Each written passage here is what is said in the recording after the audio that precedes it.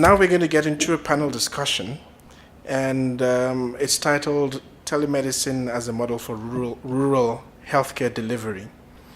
And I'd like to call on the moderator, Dr. Edmund Katiti, to join us up here. And the other speakers as well. Elliot Sack, Director of eHealth Group.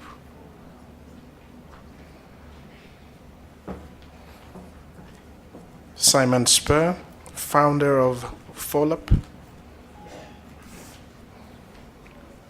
Dr. Robert Selepe, Clinical Transformation Officer at Telimpilo Healthcare Group. And lastly, Dr. Rajiv Ishwari, Director of eHealth at the Department of Health in KZN.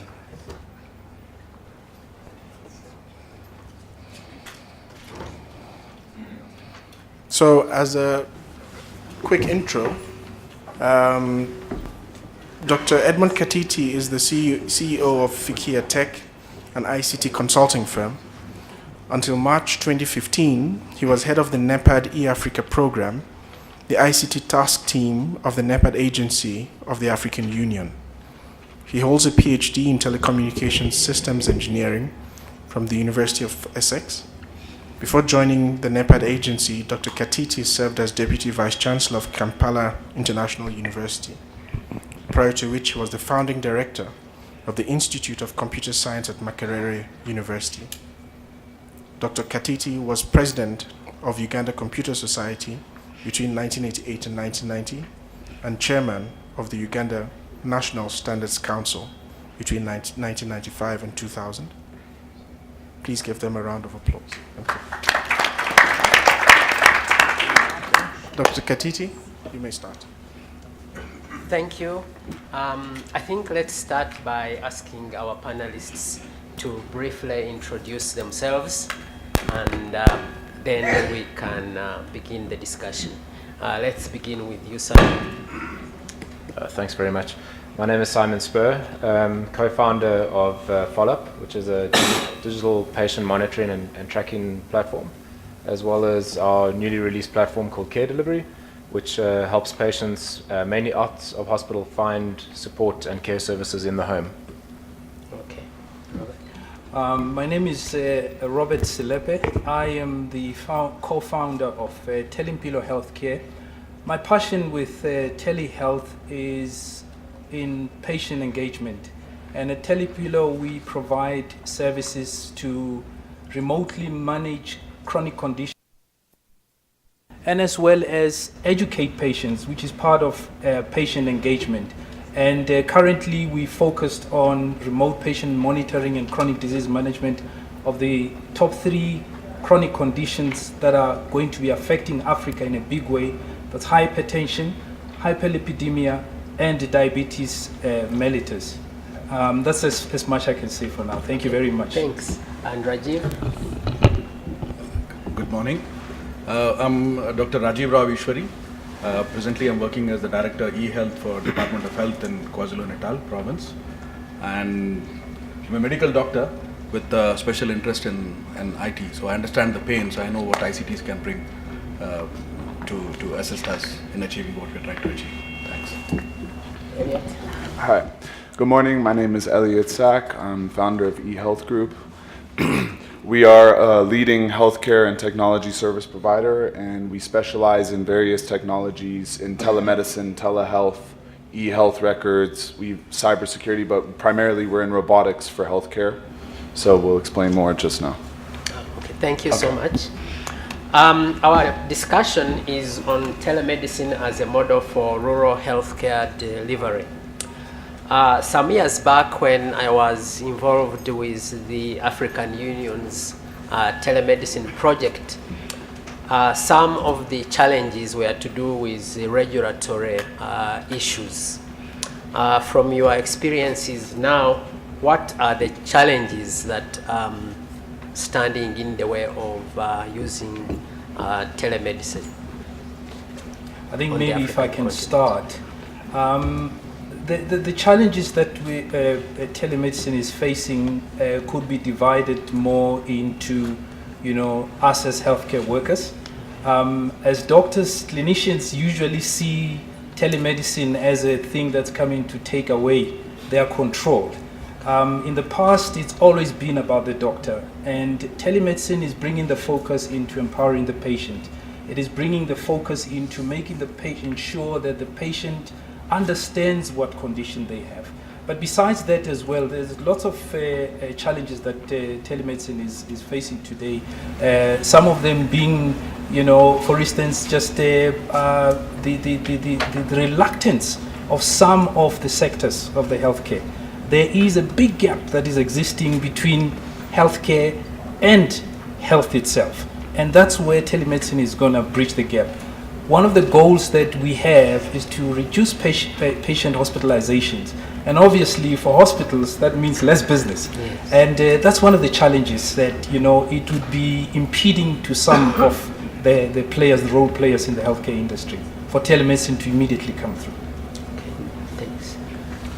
Rajiv? Yeah, with the kind of constraints we have, financial and human constraints, I don't think we have any other option other than to start using ICTs to provide better healthcare, especially for the rural health practitioners where they don't have immediate support that's available. I think telemedicine is the route to take. The other thing is, that other challenge what we have is the IT infrastructure. We are not living in an ideal situation. We have computers in almost all the clinics, but we don't have connectivity. So that's a major challenge what we have, and that leads to inappropriate level of care being given to patients because they're not being seen at the appropriate level of care.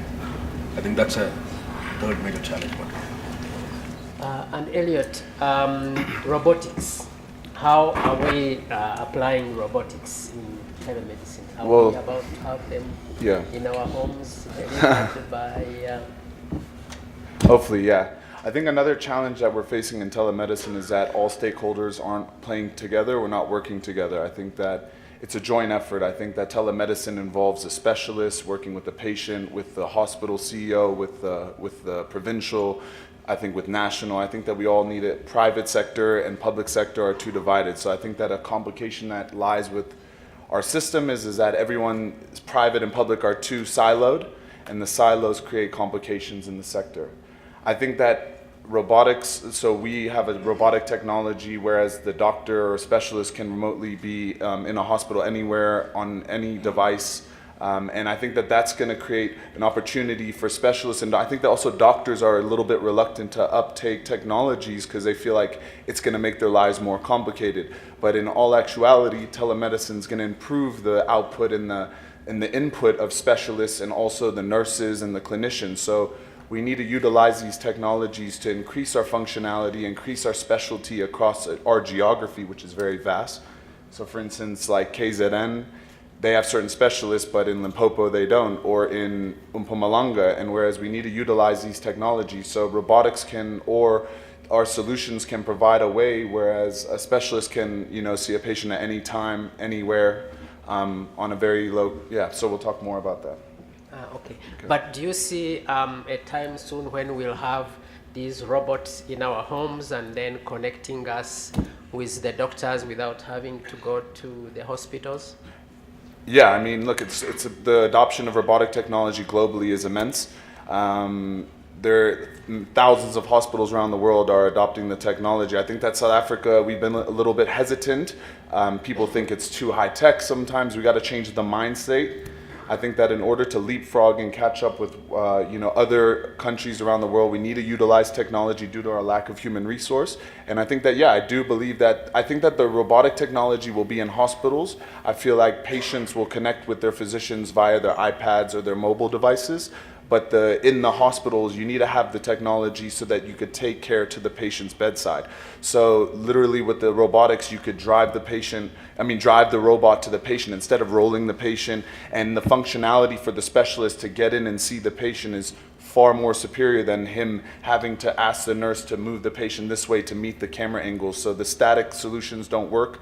Also connectivity, so Dr. Rajiv mentioned connectivity. I think that robotic technology that we have uses a low bandwidth, and I think that it's also a very reliable connection is important, because when you're doing a high acuity assessment in an emergency, you need to have a reliable connection. So yeah, I think that robotics are a way that we can amp up our healthcare system and improve many things that will in turn have a domino effect on the primary and secondary settings. Okay. Simon, Yvette from Ernst & Young painted a very scary picture in relation to security. What do you think should be happening, at least in the African context, to address these challenges? So I just want to touch on the previous part, and I think one of the challenges, before I actually tackle that question, but I think one of the challenges that we haven't really discussed in detail is actually around collaboration of care, and this continuum of care that really needs to be addressed. And I think it's really it's a fundamental problem in a lot of healthcare environments, is that true collaborative care is not really taking place as effectively as it could. So from the referral through to different providers, upward and downward in the referral chain, working together and actually having visibility over that information, I think is a really challenging issue that we faced with. So from a patient's perspective, is that if you have the availability to engage with your provider using technology, where does your information go? Is it siloed in one system or one digital environment, or is it being shared with other systems? And I think that fundamentally that's an issue, and it's not found in South Africa alone, or in Africa. It's a worldwide issue, is that systems don't necessarily speak to each other. So this interoperability needs to be addressed, I think, before true telemedicine can be adopted across the board. And then just on the question around security, I think it's a great question. I mean, I think best practices need to be applied like they are in financial services, for instance. Healthcare is no different, or technology in healthcare is no different from other industries, is that stringent security measures need to be applied. But that being said, I think before security can be applied, we need to start embracing this technology revolution that's taking place. And you mentioned in the vast geographic distances are a huge issue that we need to face. So technology is here. Patient level are adopting technology, smartphones and digital technologies are available to them. So it needs to be embraced from every level in the value chain, and then security needs to be applied at best practice standard. Okay, thanks. I recently was watching a program on TV where they talked about delivery of blood using drones on an experimental basis in Rwanda, which I think is great to be happening in Africa. Do any of our panelists know of any cutting-edge developments that are taking place on the continent? I think currently, I did see the program that you're referring to about the delivery of blood using drones. For me, what I see currently as cutting edge, it may not be cutting edge maybe to the IT guys here, but in the past, it's always been that the patient is sitting in front of you for those number of few minutes, and when they are gone, they've disappeared in your sight. But the truth is this, that, and for every patient, it is important for us as healthcare professionals to be knowing what is going on with our patients. Currently, we are treating millions of individuals with chronic conditions in the continent, and we do not have an idea if our treatment is successful. We do not have an idea how many exactly we are treating. And yet, I feel with telehealth, it is cutting edge. It will give us that cutting edge state where we are able to collect the data, know if the treatment we providing is working, know if there are any complications, be able to adjust where we need to, and also understand the populations. Treating one patient and understanding a patient gives us an opportunity through telehealth to understand the population health. And that is what I call cutting edge, where as healthcare professionals and care providers, you would be able to understand am I winning this war? Is it working for me and for the community? Yeah, I think I'll give an example. So I'm not going to mention a government hospital name. They recently implemented a PAC system. And when you heard the radiologists and the radiographers talking about how much benefits the PAC system has increased their functionality, increased inputs, outputs, getting patients in and out quicker, it literally has a knock-on effect in the whole hospital system, because now they could get their x-rays remotely quicker. Orthopedic surgeons can see these scans quicker, also for neurology. So I think the fact of like technology, that's a perfect example, PACS. Also, I think, we'll be cutting edge once we get our technologies adopted, because literally specialists, so we could create centers of excellence and have these robotic technologies in their hospitals, and then literally a barra which has many specialists can provide care to their whole cluster instead of just providing care to that main hospital where you have to bring patients in. So I think that telehealth is a way to provide specialty care to all the hospitals in the entire country rather than just the main tertiary facilities. Okay. And Rajiv, what's happening in KZN? Yeah, I think we are far away from robotics.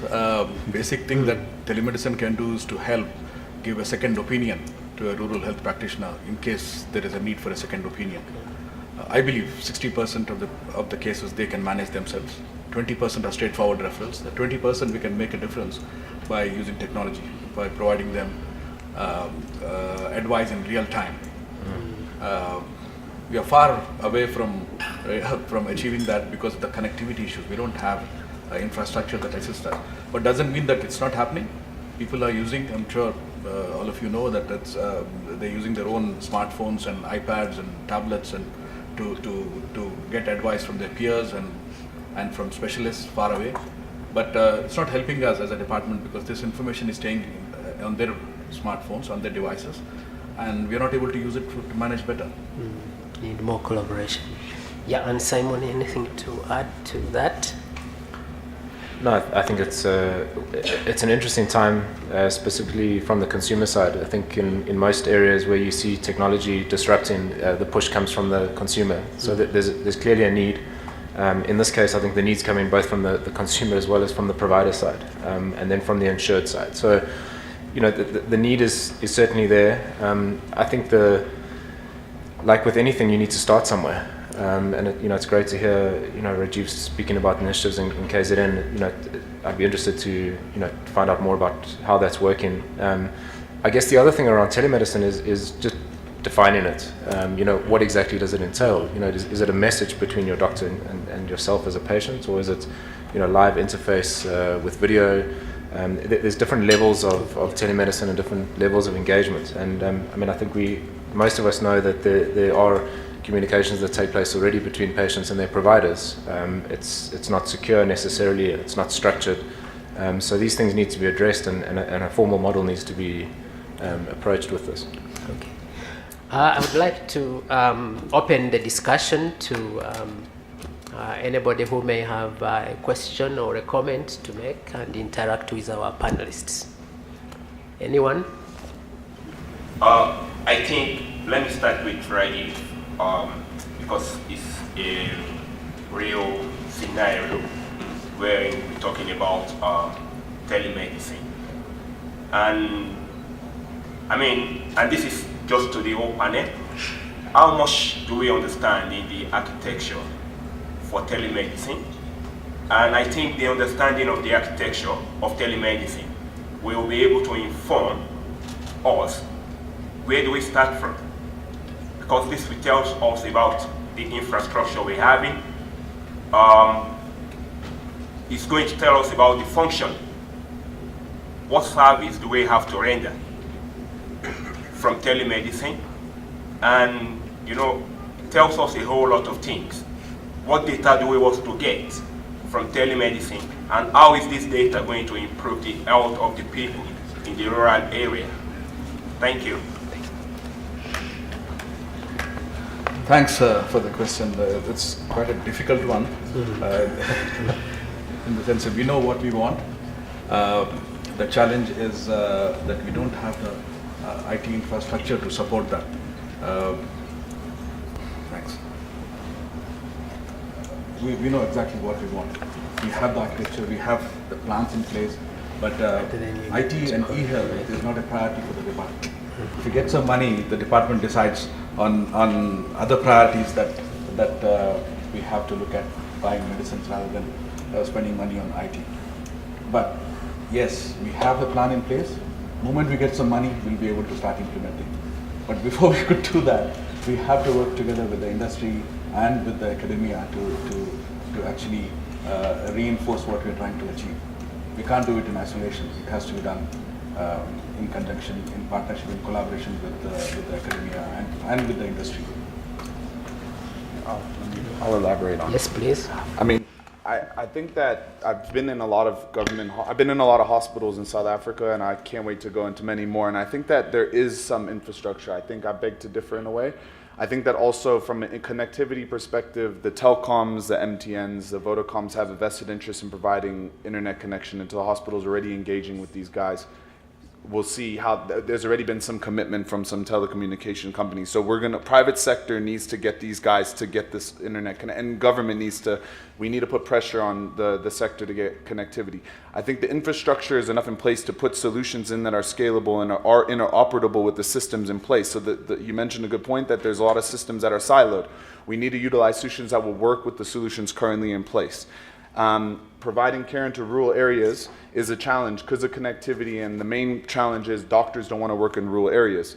Government tries to incentivize doctors to work in rural areas, and doctors don't want to go. So therefore, we need to use technology to get these doctors reach into these rural areas. I think that, for an example, I could give an example. So there's a main hospital, a tertiary hospital, and it's in a big province. They have one neurologist in the whole entire province. The neurologist provides care to the whole province, but when there's a patient having a stroke, they need to ship that patient to the main tertiary. Sometimes these outlying hospitals are 5 hours away. With the technology, say, in one of the hospitals that has a CAT scan or the MRI, and then with the remote presence technology through telemedicine, you could literally provide stroke care to a patient and mitigate that travel of that patient, get TPA medication to that patient in a matter of much quicker, which will in turn save that patient. So I think we need to work with every hospital system has their own needs and infrastructure available and their own doctors. I think that provincial and national needs to work with our specialists and our infrastructure to implement solutions that are going to benefit the province, and then national. So there needs to be cross-provincial work together. So certain provinces have specialists that other provinces don't. And we need to utilize these subspecialties across provinces and not just keep them in Gauteng, which they're mostly KZN and Western Cape. Those guys need to also assist. They want to assist, they don't have the functionality to currently, and we want to provide solutions to do so. So I think that with the right technology that will work with systems, we could leapfrog and get that technology working so specialists can provide those second opinions and care that the patients in rural areas need. So it's coming. And it requires collaboration and coordination at the national level. I'm a bit pessimistic about the commitment from the telecoms. We have been hearing about this commitment for the last 15, 20 years. Nothing is happening. We've got 80 hospitals in our province, and we've got 80 hospitals, and all of them are on the government network. But the bandwidth-wise, we've got 2 megabits for the hospital. That includes the use for the transversal systems and others. So where is the bandwidth that is required to connect? I mean, I'm not even touching what Elliot is saying about specialists. Yes, we do have specialists in the urban areas. We can provide the support. But even now, the CTs and the MRIs are put on a CD, and the driver drives it across to the specialist, even now. Okay, does anyone know of best practices, countries that have approached this whole question of telemedicine in a coordinated way that we could learn from and benefit from? Oh yes, in the US, currently, I know particularly for the veterans, they have access to healthcare where even at home, their physicians, specialist physicians, can be able to be monitoring, how they're doing. But as well, part of healthcare that we need to be talking about is the funders. Funders want to have value for what is being paid for. And in the US today, doctors, physicians can actually be graded as far as how good they are in managing their patients. It doesn't help for me to sit with individuals with chronic conditions and they wind up in hospital. And I can claim that I didn't know. I've got to be able to know what's happening at home. And in the US today, every physician, is being monitored whether they're managing conditions properly, whether it's diabetes or it's cardiac conditions. But as well, for communities, rural communities, when governments decide on how much to invest in projects, they look at the needs of the communities, and that can only be found by data coming out of those communities. And that's how telehealth has assisted governments in terms of apportioning budgets, financial budgets to provide healthcare. Just to add on what my colleague has said here, in the US it's doing very well. It's because telemedicine is managed not by Department of Health, but Department of Defense. Imagine a Surgeon General saying, please adopt technology and start using technology. They'll do it. But we have Director Generals here without the stars and stripes. That's why we're not able to move. I think Concluding remarks. So I just want to add very briefly to that, but I think in terms of best practices for the US, from again just going back to Raju's points is around connectivity, and what I was speaking about earlier is this interoperability or siloed effect. Is that unfortunately until we get to that point where the connectivity is widespread and freely available across the entire geographic area, then it's going to be the same approach is going to be siloed. So we can create centers of excellence in public and private can lead the way in certain areas, but until we get that mass adoption or connectivity sorted out, then it's going to be a challenge and it's still going to be siloed.